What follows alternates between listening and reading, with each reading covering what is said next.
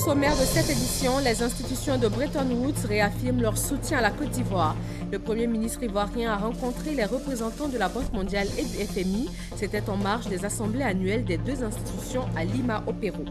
Aujourd'hui, 16 octobre, c'est la journée mondiale de l'alimentation. L'Organisation des Nations Unies pour l'alimentation et l'agriculture s'attaque à la pauvreté rurale. Le gouvernement ivoirien entend répondre aux défis. Dès le 1er janvier 2016, l'Égypte et le Sénégal vont rejoindre le Conseil de sécurité de l'ONU en qualité de membres non permanents. Le vote a eu lieu hier à l'Assemblée générale. Bonjour et merci d'être avec nous sur RTI 1. Le Premier ministre a pris part aux assemblées annuelles du FMI et de la Banque mondiale au Pérou. En marge de ces rencontres, Daniel Cablon-Duncan a eu des tête-à-tête avec les responsables des deux institutions. Ils ont réaffirmé leur engagement à soutenir l'économie ivoirienne. Hugues Webley. Un séjour fructueux pour le Premier ministre Daniel Cablon-Duncan, les institutions de Bretton Woods et différents partenaires au développement qui se réjouissent des résultats obtenus par les autorités ivoiriennes vont apporter des financements importants pour servir de levier à l'économie de la Côte d'Ivoire. Nous avons discuté avec le gouvernement surtout comment continuer à promouvoir le secteur de l'agriculture. Comme vous le savez très bien, le groupe de la Banque mondiale vient de passer à notre conseil d'administration le plan de développement, le plan d'assistance et d'appui pour la Côte d'Ivoire qui inclut évidemment la SFI, la Banque mondiale et EMIGA. Dans ce programme, nous avons évidemment le secteur de l'électricité, mais surtout le secteur de l'agriculture avec les femmes, la création de l'emploi. Nous avons beaucoup parlé de la création de l'emploi. Comment est-ce que nous pouvons maintenant peut-être augmenter l'accès aux finances pour surtout des femmes évidemment, mais toutes les petites et moyennes entreprises. Évidemment, nous avons souhaité au gouvernement de la Côte d'Ivoire beaucoup de succès dans la continuation pour les consultations de la paix et des élections. Nous avons discuté de beaucoup de choses, d'ingénierie financière, d'intégration du secteur privé, mais également de secteurs spécifiques. Qu'est-ce qu'on peut faire pour augmenter la valeur ajoutée dans le secteur agricole? Donc nous avons eu des discussions très approfondies dans ce domaine et nous allons ensemble définir des pistes de travail pour pouvoir vraiment arriver à cela. Vous savez, nous avons des rencontres régulières avec les pays autour de ce qu'on appelle le groupe consultatif. Donc nous avons parlé de la possibilité d'en organiser un au cours de l'année prochaine. Des rencontres de haut niveau étaient au programme du Premier ministre à Lima. Il a participé à la session sur la COP 21, également au Comité de développement de l'Afrique, en qualité de responsable et porte-parole des pays du groupe Afrique 2. Sa dernière activité au Pérou, le Premier ministre Daniel Cablon-Duncan l'a consacré au renforcement de la coopération entre la Côte d'Ivoire et le Pérou. Nous avons été très heureux. La journée internationale du lavage des mains a été célébrée hier 15 octobre. Son objectif principal est de sensibiliser un maximum de personnes sur les conséquences d'une mauvaise hygiène des mains. En Côte d'Ivoire, l'ONG Community a choisi de sensibiliser les enfants du préscolaire à l'hygiène des mains. Grâce Kando. Le lavage des mains au savon, une prévention qui commence par moi. Thème national retenu pour la célébration de la journée mondiale du lavage des mains. Pour cette 8e édition, l'ONG Community Care et le réseau des journalistes pour l'eau, l'hygiène, l'assainissement et l'environnement dans le cadre du projet Une minute pour sauver des vies initie une campagne de sensibilisation sur l'importance du lavage des mains. Aujourd'hui, avec tout ce qui est prévalence de la choléra, de l'Ebola et tout ce qui est maladie des mains sales, une minute pour sauver des vies vient pour sensibiliser, informer les parents sur l'importance du lavage des mains. En tant que communicateur, c'est notre devoir de sensibiliser la population, d'éduquer aussi la population à travers nos différents supports. Nous avons décidé cette année de le faire avec les enfants parce que les enfants sont les meilleurs éducateurs. La célébration de cette journée a vu la participation de l'inspecteur de l'enseignement primaire public de Cocody 2, des enseignants de l'école maternelle Château d'Eau 1 de Cocody, des élèves et des parents d'élèves. La grande proposition des maladies se contracte par les mains. Nous commençons par la maternelle parce que nous savons que c'est les tout petits. Il faut leur inculquer cette valeur-là, c'est-à-dire maintenir les mains propres à chaque instant de la vie. Avant de manger, je dois laver mes mains. Qui totalise, je dois laver mes mains. Sinon, tu vas tomber malade. Remise symbolique des dispositifs et démonstrations de lavage des mains ont mis fin à cette cérémonie de la Journée mondiale du lavage des mains célébrée chaque année le 3e jeudi du mois d'octobre. La 35e journée mondiale de l'alimentation, elle est célébrée aujourd'hui. Protection sociale et agriculture, briser le cercle vicieux de la pauvreté rurale, c'est le thème retenu pour cette année. Le gouvernement ivoirien entend apporter une réponse adaptée aux défis du monde agricole par des politiques sectorielles adaptées. Adama Kone. L'Organisation des Nations Unies pour l'alimentation et l'agriculture, FAO, est convaincue que pour lutter efficacement contre l'insécurité alimentaire, deux concepts sont à jumeler: la protection sociale et les programmes de développement agricole. C'est toute la substance du thème choisi pour la célébration de la 35e journée mondiale de l'alimentation, protection sociale et agriculture, briser le cercle vicieux de la pauvreté rurale. La Côte d'Ivoire a défini des politiques sectorielles structurantes que sont le Programme national d'investissement agricole, un plan stratégique de développement de l'élevage, de la pêche et de l'aquaculture, la stratégie nationale de protection sociale, le plan national stratégique multisectoriel de nutrition. Le pays veut ainsi s'aimer les graines d'un monde rural prospère.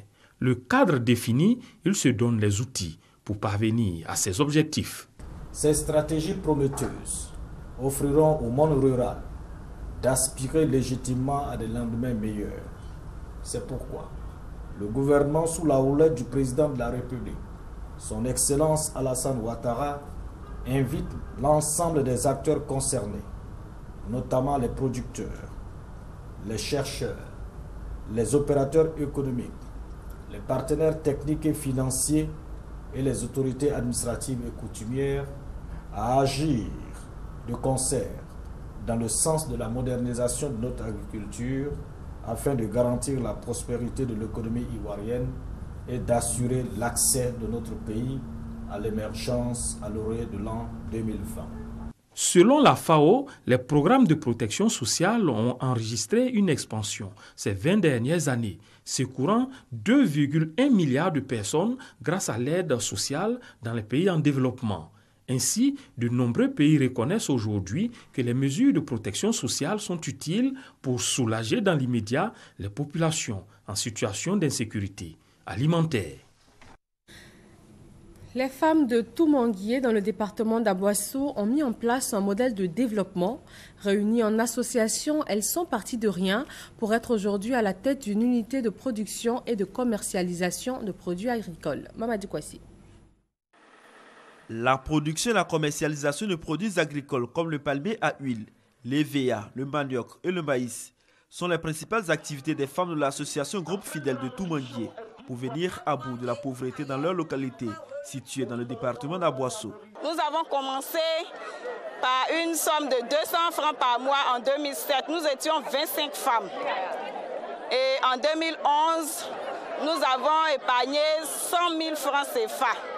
Et c'est avec cette somme-là qu'on a commencé par la vente des soupières entre nous, les 25 femmes. Avec ça, en 2013, nous avons eu comme bénéfice 500 000 francs CFA. Et c'est avec ça qu'on a décidé d'investir dans le secteur agricole. Ces activités ont permis à ces femmes de subvenir aux besoins de leurs différentes familles. Heureux de l'initiative des femmes. Le parrain de la cérémonie, Georges Bléoué Aka, a indiqué que les femmes de Toumanguié ont vu juste en investissant dans le secteur agricole. Car selon lui, la terre ne trahit jamais. Aussi pour accompagner ces femmes dans leurs efforts, Bléo Aka a-t-il décidé de leur offrir 10 hectares de pépinières de palmiers à huile et de VA, plus une enveloppe de 1 500 000 francs CFA pour les besoins immédiats. Moi, il veut que le pays là, planter c'est bon chose. Si qui dit planter n'a pas bon, le mati, cacao, il y en a trop. N'a qu'à planter, n'a qu'à planter.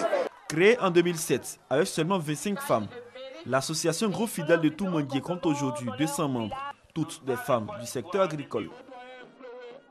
Direction Touba, dans l'ouest ivoirien, pour le lancement du projet Une école, 5 hectares de forêt. C'est un programme de reboisement mis en œuvre dans la région du Bafing par la direction départementale des eaux et forêts. Hermaniamia. Ce sont 2 hectares de teck qui ont été plantés par les élèves du lycée gouverneur Abdoulaye Fadiga et les autorités préfectorales, politiques et administratives de Touba.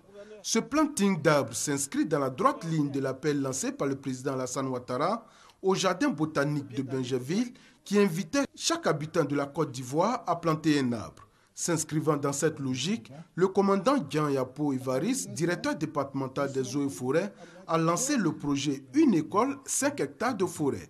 À terme, à reboiser 6 000 hectares de forêt par 1200 écoles pendant une période de 5 ans. Vous convenez avec moi que la forêt ivoirienne de 16 millions d'hectares en 1900, nous sommes passés à moins de 3 millions d'hectares de nos jours. Le préfet de la région du Bafing, préfet du département de Touba, Yao Kwaku Benoît, a mis l'accent sur les dangers de la déforestation. D'où la nécessité pour chacun de s'inscrire dans ce vaste projet de reboisement lancé par le service des eaux et forêts. Initier 5 hectares ou une école 5 hectares, cela veut dire que si ce slogan est appliqué, nous aurons en principe reboiser toute la Côte d'Ivoire en moins de 5 ans. L'autre temps fort de cette cérémonie a été l'inauguration des locaux réhabilités des services des eaux et forêts. D'un coût global estimé à plus de 40 millions de francs CFA, ce bâtiment de 8 bureaux bâtis sur 2 hectares va abriter la direction départementale et le cantonnement forestier de Touba. Niamiankro, un village de Tiébissou, vient d'avoir sa première école primaire publique. C'est un soulagement pour les parents et pour les élèves qui ne vont plus parcourir de longues distances pour se rendre à l'école. Le reportage est de Parka Sorokone. Le village de Niamiankro, situé dans la sous-préfecture de Moronou, dans le département de Tiébissou, a désormais son école primaire publique. C'est un bâtiment de 3 salles de classe équipées de tables-bancs, de bureaux et d'une salle de réunion. Le tout d'une valeur de plus de 13 millions de francs CFA. Un don de Bambama Ferima, marraine de la cérémonie. En 3 mois, vous avez traduit dans la réalité l'un de vos plus beaux rêves, c'est-à-dire permettre à vos enfants, nos enfants, d'aller à l'école. Je suis très heureux d'être associé à la réalisation de cette école, d'où sortiront, j'en suis persuadé, des cadres de demain. Les élèves de Niamiankro n'ont pas manqué d'exprimer leur gratitude à la donatrice. Plusieurs années de longue marche. Voici enfin libérés. Nous n'allons plus parcourir des kilomètres pour aller acquérir le savoir. Finir la souffrance, le découragement, le désespoir. Bâti sur un espace de 6000 m², cet établissement a été baptisé du nom de la première dame Dominique Ouattara. C'est par des échanges de dons et de remises de kits scolaires que cette cérémonie a pris fin. À Languibonou, dans la région du Béquet, c'est un collège de 8 classes qui va être construit. Il s'agit d'un don de 2 milliards de francs CFA fait par les États-Unis d'Amérique. Kader Segodego. Bonne nouvelle en cette période de rentrée scolaire pour les populations de Languibonou. Elles ont désormais un collège moderne. L'établissement flambant neuf de 8 salles de classe dispose également d'un bâtiment administratif, d'une salle polyvalente, d'une salle spécialisée, des latrines et un espace sportif. Il fait partie d'un ensemble de projets d'un coût global de 2,7 milliards de francs CFA. Il est offert par le peuple américain à travers l'Agence américaine pour le développement international en Côte d'Ivoire, USAID. Un soutien au gouvernement ivoirien dans le cadre de l'école pour tous. Ce projet est important tant pour le gouvernement américain que le gouvernement ivoirien, avec ses objectifs d'accroître l'accès à une éducation de qualité aux enfants, en particulièrement aux filles, mais également de renforcer la cohésion sociale dans la localité. Un geste très apprécié par les responsables du ministère de l'Éducation nationale et de l'enseignement technique. Le collège de Languibonou, que nous inaugurons aujourd'hui avec fierté, est l'expression achevée d'une coopération que nous savons riche et dynamique avec votre grand pays, les États-Unis d'Amérique. Les communautés de Languibonou, bénéficiaires de ce joyau, ont par la voix du doyen Kwame Konanzikan marqué leur reconnaissance aux États-Unis d'Amérique. Nous avons eu la chance. Les Américains nous ont envoyé le collège dans ma sous-préfecture. Je suis très content. La population de Languibonou m'accompagne pour les remercier. Après la remise des clés, une visite a mis fin à la cérémonie sous de belles sonorités du terroir. L'ONG Signe de Vie fait des dons au village de Téhéri dans la sous-préfecture de Bayota. Des kits scolaires pour plus d'1 million de francs ont été offerts aux élèves du village pour une rentrée des classes sereine. Paris se reconnaît. L'ONG Signe de Vie entend accompagner la politique du gouvernement, celle de permettre aux enfants de 6 à 16 ans d'aller à l'école, mais aussi d'aider les parents d'élèves du village de Téhéri dans la sous-préfecture de Bayota, dans la région du Go. Les responsables de cette ONG ont récompensé les meilleurs élèves des établissements scolaires publics et privés du village de Téhéri. Ils ont reçu de nombreux présents, dont plus de 300 kits scolaires, le tout d'une valeur de plus d'1 million de francs CFA. Pour Okour Legré, président de l'ONG, l'avenir du pays passe inéluctablement par une éducation de sa jeunesse. Cette action de l'ONG Signe de Vie est saluée par l'inspecteur de l'enseignement primaire public de Téhéri, le chef du village, l'ensemble des communautés et les populations. L'ONG Signe de Vie organise depuis 2009 des journées d'excellence dans les établissements scolaires publics et privés sur toute l'étendue du territoire national en vue de récompenser les meilleurs élèves. Elle compte sur l'aide de bonne volonté afin d'élargir son champ d'action dans plusieurs villages des régions de la Côte d'Ivoire. Chants et danses ont également meublé cette cérémonie. Quelle stratégie pour développer Prikro dans la région de Lifou? C'est à cette question que le Conseil régional tente de répondre en allant recueillir les préoccupations des populations. Elles sont également sensibilisées à entretenir les infrastructures déjà réalisées sur place. Herman Yamia. Durant 4 jours, les villages de Konandi-Kro, Yaoukro, Babakro et Asumukwasi-Kro ont été visités par le 3e vice-président du Conseil régional de Lifou. Il a été question pour Adi Isaac d'échanger avec les populations sur le développement de la localité. Selon le 3e vice-président, les populations doivent prendre soin des infrastructures réalisées par le programme présidentiel d'urgence et par le Conseil régional de Lifou.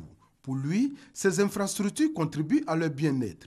Adi Isaac a salué les actions de développement entreprises par le gouvernement et s'est réjoui de l'inauguration du pont de Sérébou qui permettra le désenclavement de la région de Lifou, mais aussi de l'annonce du bitumage de l'axe Prikro-Wele. Au thème de sa visite, Adi Isaac a posé la première pierre de la mosquée de Yaoukro et a offert des semences et du matériel agricole aux populations des villages visités. Présidentielle ivoirienne, l'opération de retrait des cartes d'électeurs prend fin demain samedi. La distribution a démarré sur l'ensemble du territoire le 7 octobre dernier. Chaque électeur doit avoir sa carte délivrée sur son lieu de vote pour participer au scrutin de la semaine prochaine. Hamza Diaby.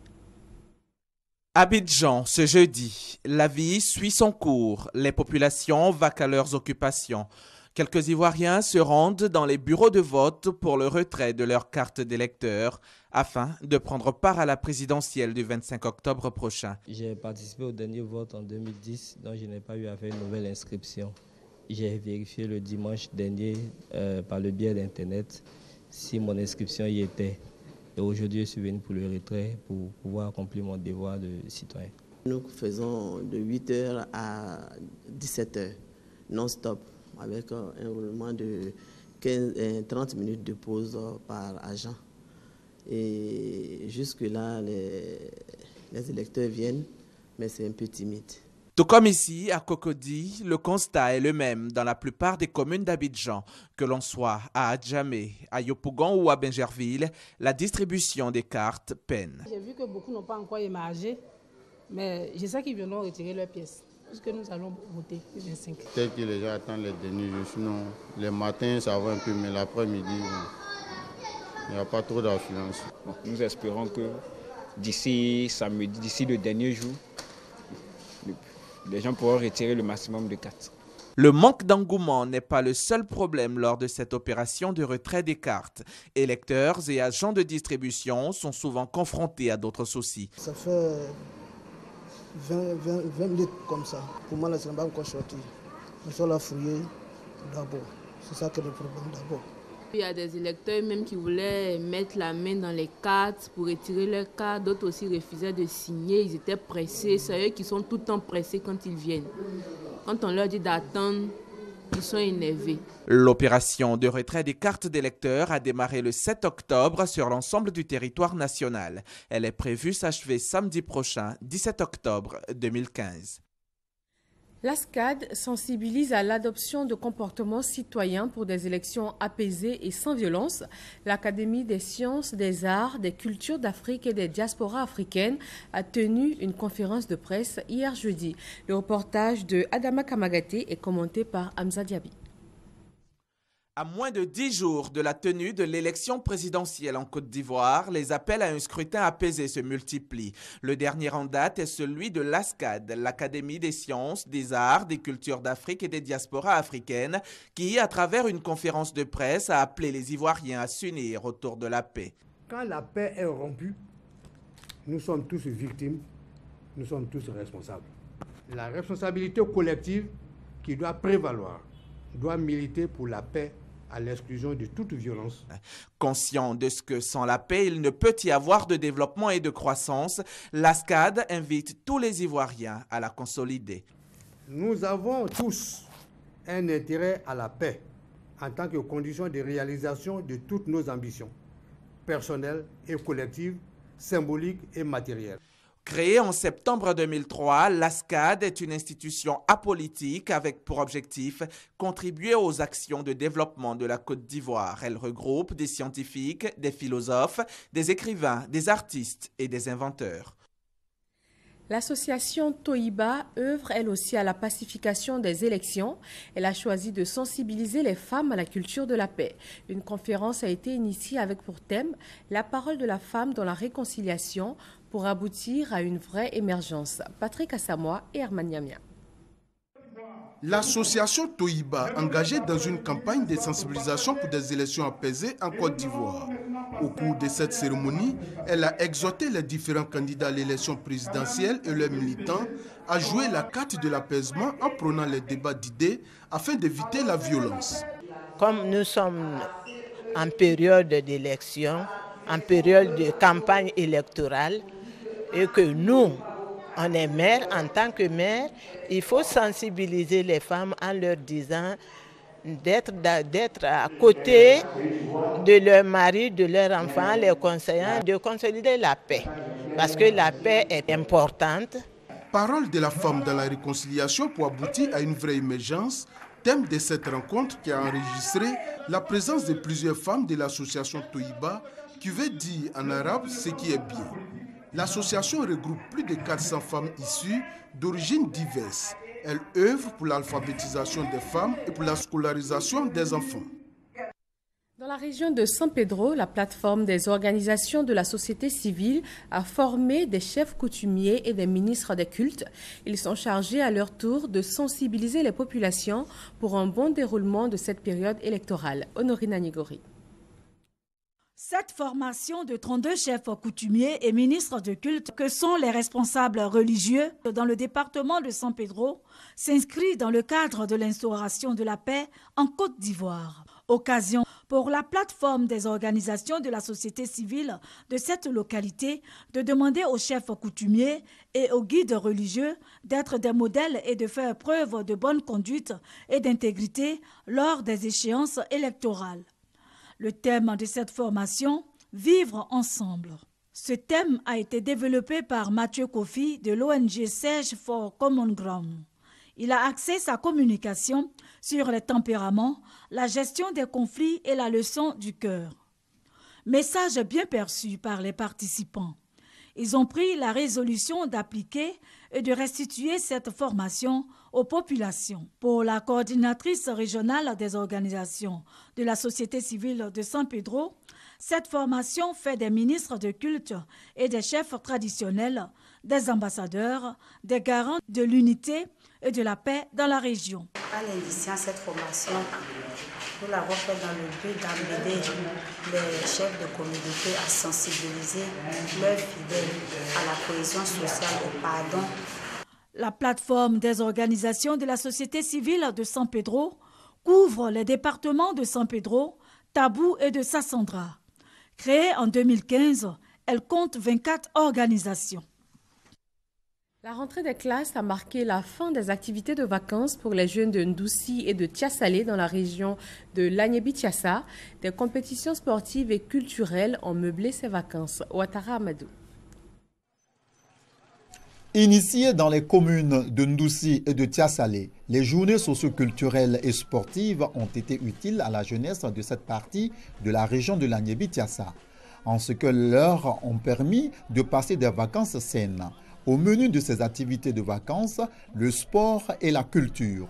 Les participants apprécient cette initiative qui les a davantage rapprochés. L'action a permis à toute la jeunesse d'Ndoussi de se régaler tout le long des vacances. Parce qu'il faut dire que la jeunesse était décousue. L'année dernière, il n'y avait pas les activités. Nous, les jeunes, on se promenait comme ça dans la ville. Nous, les stylistes aussi, on a en profité. On est partis au karaoké. On a présenté notre modèle. Ça fait que maintenant, on se connaît. On n'a pas à faire de telle ethnie. Maintenant, on est venu un. À l'approche des futures échéances électorales, pour Eponon-Marie Noël Neboni, il était important de faire comprendre aux jeunes de cette partie du pays que c'est dans l'union, la discipline et le travail qu'ils contribueront au développement de la Côte d'Ivoire. Ce que je leur donne comme conseil, d'aller à l'école, de chercher à travailler, de se cultiver, d'apprendre à faire quelque chose dans la vie. Au niveau du tournoi de Maracana, l'équipe de Tiasalé a pris le dessus sur celle de Ndoussi à l'issue d'une longue séance de tir au but. Zani Cynthia, du lycée moderne de Ndoussi, remporte le meilleur prix du concours karaoké. La maternité de Ndoussi n'a pas été moins malheureuse. Cette maternité a reçu des climatiseurs de la part de la marraine. C'est à travers la littérature que Constance Yahi veut améliorer la condition de la femme. Cette ancienne présidente de l'Association ivoirienne des droits de la femme a présenté son nouvel ouvrage à Rome, en Italie, et c'est le début d'une tournée pour la promotion de la femme. Issa Yeo et Abou Sanogo. Les traditions prétestent. Le statut de la femme à l'épreuve du culturel. C'est le titre de l'ouvrage qui traduit l'engagement de Constance Yahi pour la cause des femmes. Publié chez JD Éditions, cet essai de 151 pages subdivisé en 5 chapitres porte un regard sur le patriarcat existant dans certaines sociétés africaines. Un système de gouvernance qui donne le plein pouvoir aux hommes. En sa qualité de militante de la cause féminine, Constance Yahi, à travers sa plume, dénonce les travers de ce système qui, selon elle, ne laisse aucune chance à la femme de s'épanouir et de jouir de ses prérogatives. Avec cet essai, l'ancienne présidente de l'Association ivoirienne des droits de la femme, AIDF, marque la rupture avec la culture du silence. Le livre constitue pour elle le fruit de ses expériences de militante, de recherche d'intellectuels sur tous les obstacles érigés par la société patriarcale contre la femme. En tournée récemment à Rome, en Italie, où elle a présenté l'ouvrage, l'auteur a exhorté les États africains à accorder une place de choix à l'éducation des femmes. C'est par l'éducation que les populations et les peuples vont s'affranchir. Et c'est vrai. C'est par l'éducation aussi que la femme va s'affranchir. En décidant d'agresser mortellement une jeune fille qui est en train de faire la promotion de l'éducation, on porte atteinte au progrès de la société. Janino Saracino, ambassadrice de Côte d'Ivoire à Rome, a salué la justesse du combat mené par Constance Yahi pour rétablir la femme dans ses droits et apprécié la qualité de l'ouvrage. Après Rome, Constance Yahi présentera l'ouvrage dans plusieurs capitales africaines et européennes. Et un communiqué du ministère d'État, ministère des Affaires étrangères pour poursuivre cette édition. C'est avec une profonde affliction que le président de la République de Côte d'Ivoire, son Excellence M. Alassane Ouattara, a appris le décès survenu à Cotonou le mercredi 14 octobre 2015 de son Excellence M. Mathieu Kérékou, ancien président de la République du Bénin. En cette douloureuse circonstance, le gouvernement et le peuple ivoirien se joignent à lui pour présenter à son Excellence M. Thomas Boni Yahi, président de la République du Bénin, au gouvernement et au peuple béninois, ainsi qu'à la famille éplorée, leurs condoléances les plus attristées. Et il prie de trouver ici l'expression de leur profonde compassion. Le président de la République de Côte d'Ivoire, le gouvernement et le peuple ivoirien voudraient rendre un hommage tout particulier à ce grand homme d'État pour sa contribution à la promotion de la démocratie au Bénin et en Afrique.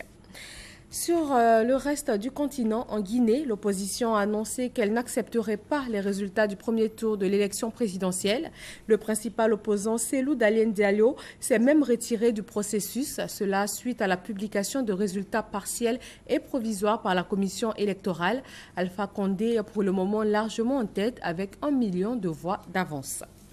Dès le 1er janvier 2016, l'Égypte et le Sénégal vont rejoindre le Conseil de sécurité de l'ONU en qualité de membres non permanents. Le vote a eu lieu hier à l'Assemblée générale avec le Japon, l'Ukraine et l'Uruguay. Ces 2 États africains ont été élus pour un mandat de 2 ans. Tous les 5 avaient été présélectionnés sur une base de région et n'avaient pas de concurrents pour le scrutin. État d'alerte en Israël aujourd'hui vendredi. Des groupes palestiniens ont appelé à manifester en Cisjordanie et dans la bande de Gaza. Ce matin, en Cisjordanie, des émeutiers ont partiellement incendié le tombeau de Joseph, figure importante du judaïsme. L'attaque a causé d'importants dégâts. Et c'est tout pour ce 13h. Merci à vous de l'avoir suivi.